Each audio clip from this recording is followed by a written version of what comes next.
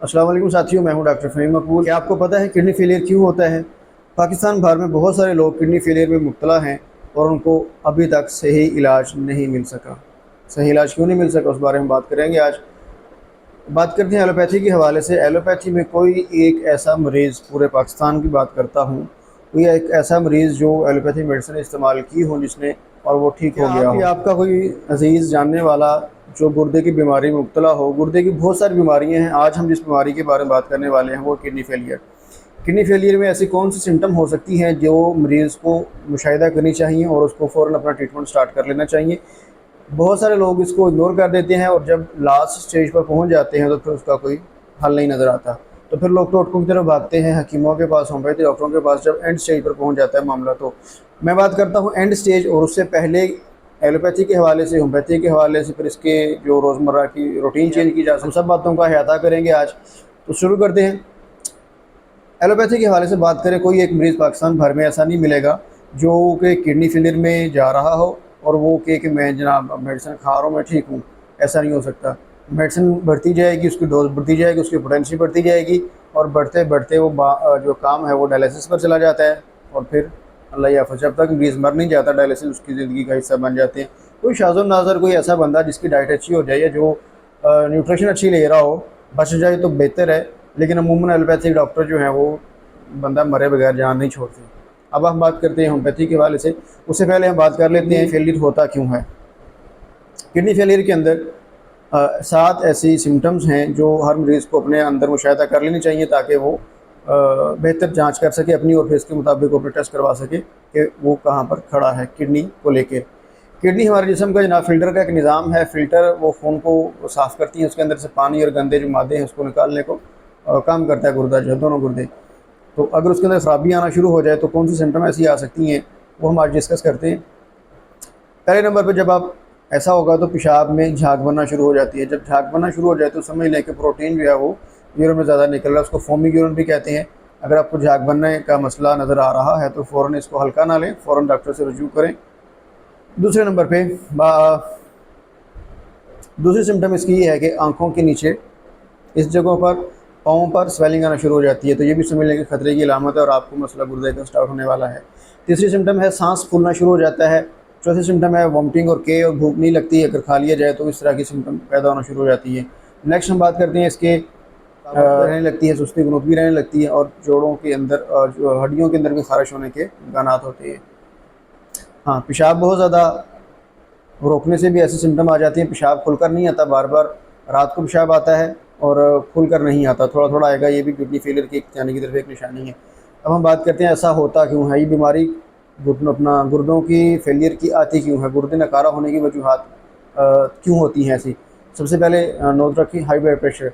जिन लोगों को high blood pressure है, बदकिस्मती से हमारे एलोपैथिक निज़ाम के अंदर हाई ब्लड प्रेशर का भी कोई ट्रीटमेंट मौजूद नहीं है। जब तक मरीज़ ज़िंदा है उसको मेडिसिन खानी पड़ेगी। मेडिसिन खाएगा तो वो सुकून से रह सकेगा, वरना हाई ब्लड प्रेशर जो है उसका बेड़ा गर्क कर देगा। ये बात आप ज़हन में बिठा लें। तो हाई ब्लड प्रेशर के जो मरीज़ हैं वो उनके किडनी फेलियर होएगा ही। उसके बाद शुगर है, शुगर का भी अफसोस के साथ कहना पड़ता है कोई इलाज भी नहीं है। इसको भी डाइट के साथ, अपनी खुराक के साथ कंट्रोल किया जा सकता है। तीसरे यानी गुर्दों में जब प्रोटीन का अखराज बढ़ना शुरू हो जाए तो गुर्दे जो है ख़राब होने की तरफ। अब प्रोटीन क्यों बढ़ता है इसकी हम एक सादा मिसाल से बात समझा देता हूँ। ऐसे लोग जो गर्म ग़िज़ा खाने के आदी हैं और इनके जिस्म में गर्मी का लेवल बढ़ जाए तो उनके जो गुर्दे हैं वो प्रोटीन अखराज करना शुरू कर देते हैं। चौथे नंबर पर है जनाब गलत मेडिसिन का इस्तेमाल या पेन किलर का बहुत ज़्यादा इस्तेमाल एलोपैथी में। दूसरे तो इलाज में इतना नहीं है, या देसी में ऐसे हकीम जान है वो भी कुश्ते वगैरह देने से गुर्दे ख़राब कर सकते हैं। तो ये उसके अलावा पानी की कमी गुर्दों को अफेक्ट कर सकती है। जब पानी नहीं पिएंगे तो गुर्दे ख़राब होने की तरफ चले जाते हैं। फिर किडनी स्टोन बार बार बनता है, इन्फेक्शन बार बार हो जाती है, तो भी ये गुर्दे ख़राब होने की तरफ की सिम्टम बन जाती है। हाँ, आखिरी नंबर पे आ जाता है फैमिली, ये जेनेटिक। फैमिली में इशू चल रहा हो तो भी ये आगे ट्रांसफ़र हो सकता है, या जेनेटिक प्रॉब्लम हो तो भी ये हो सकता है। इसके अलावा अब हम बात करते हैं मेडिसिन के हवाले से। इसमें होम्योपैथिक में बहुत सारी मेडिसिन है। पॉइंट टू द सिम्टम, सबसे पहले बर्बरस वल्गैरिस आ जाती है। बर्बरस वल्गैरिस गुर्दों की आम दवाई है, इसको कानून के तौर पर भी लोग यूज़ करते हैं, लेकिन ये उस गुर्दे पर काम करती है जो लेफ़्ट साइडेड है, ये लेफ़्ट साइडेड घुटने के लिए। उसके बाद सोलिडागो मेडिसिन है। सोलिडागो मेडिसिन जो है वो गुर्दे की सफाई के लिए एक बेहतरीन चीज़ मानी जाती है। इसको लोग आमतौर पे गुर्दे की सफाई के लिए भी इस्तेमाल कर सकते हैं। गुर्दों की सफाई हो जाएगी, बगैर किसी सिम्टम के भी आप इसको यूज़ कर सकते हैं, लेकिन डॉक्टर की ज़ेर निगरानी। तीसरे नंबर पर टेरीपेंथेना। टेरीपेंथेना मेडिसिन के अंदर जब पेशाब में खून की अमेज़ शुरू हो जाए और जलन शुरू हो जाए तो टेरीपेंथेना की तरफ हम जाना पड़ेगा। अगली मेडिसिन एपस मेलिफिका। एपस, इन जगहों पर स्वेलिंग आ जाएगी, पाँव में स्वेलिंग आ जाएगी, और स्वेलिंग ऐसी होगी कि जब उसको ऐसे दबाएंगे तो गड़ा पड़ जाता है, छोड़ते हैं तो गड़ा थोड़ी देर बाद वापस आता है, फ़ौरन वापस नहीं आता। पानी वाली स्वेलिंग होती है एपस मेलिफिका में। और एपस मेलिफिका का जो मरीज़ है उसके अंदर पेशाब की रुकावट आ जाती है, उसको पेशाब खुलकर नहीं आता। अगली मेडिसिन आ जाती है हमारे पास आर्सेनिकम एल्बम। आर्सेनिकम मेडिसिन उस शख्स को दी जा सकती है जो गुर्दों की फेल होने की बीमारी में आखिरी स्टेज पर तकरीबन जा चुका है, उसके अंदर बेचैनी, मौत का खौफ और इस तरह की बहुत सारी सिम्टम्स में आ जाती हैं।